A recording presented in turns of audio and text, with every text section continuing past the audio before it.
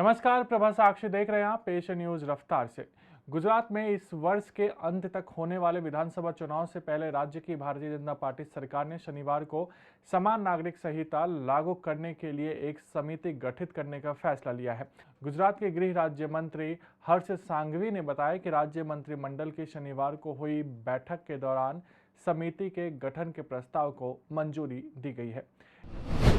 केंद्रीय मंत्री अनुराग ठाकुर ने शनिवार को दिल्ली के मुख्यमंत्री अरविंद केजरीवाल पर निशाना साधते हुए उन्हें अराजकता का प्रतीक बताया। सूचना और प्रसारण मंत्री अनुराग ठाकुर केजरीवाल की अपील के बारे में प्रेस कॉन्फ्रेंस के दौरान एक सवाल का जवाब दे रहे थे, जिसमें उन्होंने नोटों पर देवी लक्ष्मी और भगवान गणेश की तस्वीरों को शामिल करने की अपील की थी।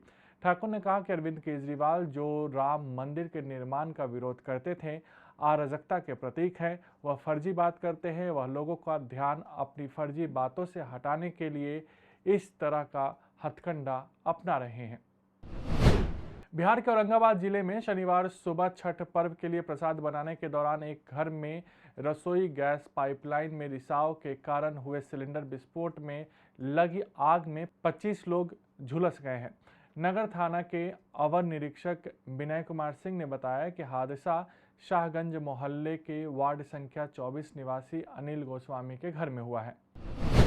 दिल्ली के मुख्यमंत्री अरविंद केजरीवाल ने शनिवार को कहा कि आम आदमी पार्टी आगामी गुजरात विधानसभा चुनाव के लिए राज्य के लोगों द्वारा दी गई राय के आधार पर मुख्यमंत्री पद के लिए अपने उम्मीदवार की घोषणा 4 नवंबर को करेगी। आपके राष्ट्रीय संयोजक अरविंद केजरीवाल ने एक संवाददाता सम्मेलन में लोगों से एसएमएस, व्हाट्सएप, वॉइसमेल और ईमेल के जरिए इस पद पर अपनी राय देने का अनुरोध किया कि पार्टी का मुख्यमंत्री पद का उम्मीदवार किसे होना चाहिए। उन्होंने कहा कि गुजरात में बदलाव का माहौल है और लोगों को लगता है कि आप राज्य में सरकार बनाने जा रही है। उच्चतम न्यायालय ने गर्भधारण से पहले और प्रसव पूर्व जांच के लिए महिलाओं के प्रजनन अधिकारों पर 35 वर्ष की आयु के प्रतिबंध के खिलाफ दायर याचिका पर केंद्र से जवाब मांगा है। न्यायमूर्ति संजय किशन कौल और न्यायमूर्ति अभय एस ओका की पीठ ने एक वकील द्वारा दायर याचिका पर केंद्र सरकार और अन्य को नोटिस जारी किया है। विदेश मंत्री एस जयशंकर ने शनिवार को स्पष्ट रूप से पाकिस्तान की तरफ इशारा करते हुए कहा कि संयुक्त राष्ट्र की आतंकवाद विरोधी प्रतिबंध व्यवस्था उन देशों को आगाह करने के लिए प्रभावी है जिन्होंने आतंकवाद को राज्य द्वारा वित्त पोषित उद्यम बना लिया है। दिल्ली में संयुक्त राष्ट्र सुरक्षा परिषद की आतंकवाद विरोधी समिति की बैठक को संबोधित करते हुए जयशंकर ने आतंकवाद को मानवता के लिए सबसे गंभीर खतरों में से एक बताया। देश भर में छठ पूजा की धूम है। बिहार, उत्तर प्रदेश, दिल्ली के साथ साथ देश के कई राज्यों में छठ पूजा मनाया जा रहा है।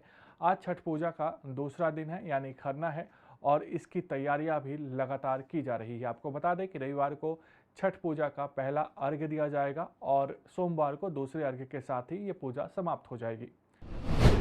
राजस्थान के मुख्यमंत्री अशोक गहलोत ने शनिवार को दावा किया कि भाजपा को चुनावी चंदे का कुल 95% हिस्सा मिल रहा है और दानदाता डर के कारण अन्य दलों को चंदा नहीं दे रहे हैं।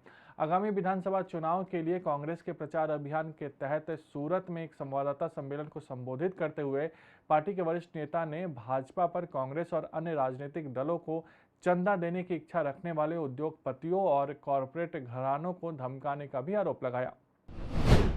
सरकार ने घरेलू बाजार में चीनी की उपलब्धता बनाए रखने के मकसद से इसके निर्यात पर लगी पाबंदियों को अगले साल 31 अक्टूबर तक के लिए बढ़ा दिया है।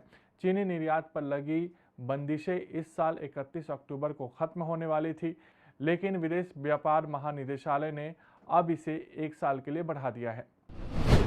भारत के शीर्ष क्रम के बल्लेबाजों को दक्षिण अफ्रीका के खिलाफ रविवार को पर्थ में होने वाले T20 विश्व कप मैच में तेज और उछाल भरी पिच पर कसिगो रबाडा और एंड्रिक नॉर्किया जैसे तेज गेंदबाजों के सामने कड़ी परीक्षा देनी होगी। यह मैच संभवतः सुपर 12 के ग्रुप 2 से चोटी पर रहने वाली टीम और भारत के सेमीफाइनल का मैच स्थल तय करेगा। अगर आप भी लेना चाहते हैं देश दुनिया की तमाम जानकारी तो आज ही सब्सक्राइब करें हमारे चैनल को। साथ ही नीचे दिए बेल आइकन को जरूर दबाएं ताकि हर अपडेट आप तक पहुंच सके।